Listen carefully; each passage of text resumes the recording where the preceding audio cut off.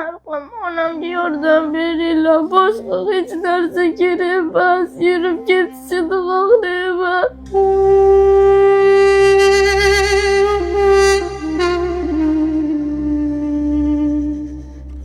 Aziz vatandoshlar, mana shu ikkita go'dak qiz otasiz katta bo'ldi.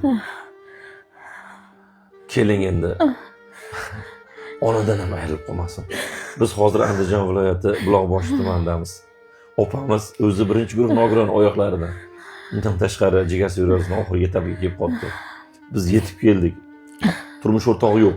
Davlatimiz tomonidan shu birinchi guruh nogironligi uchun bosh to'lovsiz uy bergan. 15 yillik. Bundan tashqari kredit ham bor, oyma-oy beriladigan. Hozir bu tomondan unga ham qarz olib kirib qo'ygan, bu yoqdan jigar seryoz, ikkita qiz, uyda erkak kishi yo'q. Aziz vatandoshlar, bugun 30-oktyabr haftaning payshanba kuni. Ertaga 31-oktyabr juma 24 soatlik hisobimiz yondi. Quyidagi kartalarga qo'lingizdan kelgancha hissalarni qo'shinglar. Mabodo pul chiroqni qo'sanglar, limit to'lgan bo'ladi. Kechasi 12 dan keyin ochiladi.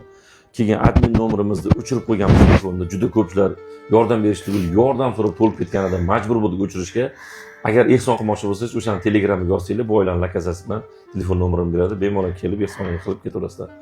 Yana bitta 8886 nomerga umuman telefon ham qilib yurmanglar, Telegramga yozib yurmanglar. U faqat Rossiyadagilar uchun ulangan.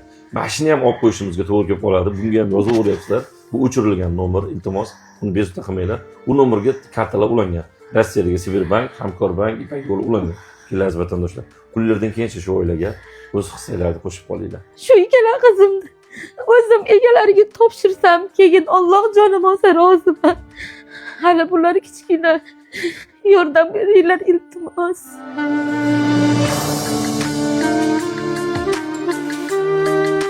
Onamga kim yordam bergan bo'lsa, ehson bergan bo'lsa, ularga, bizga birni bergan bo'lsa, ularga mingni bersin. Ularga hammasiga rahmat aytaman.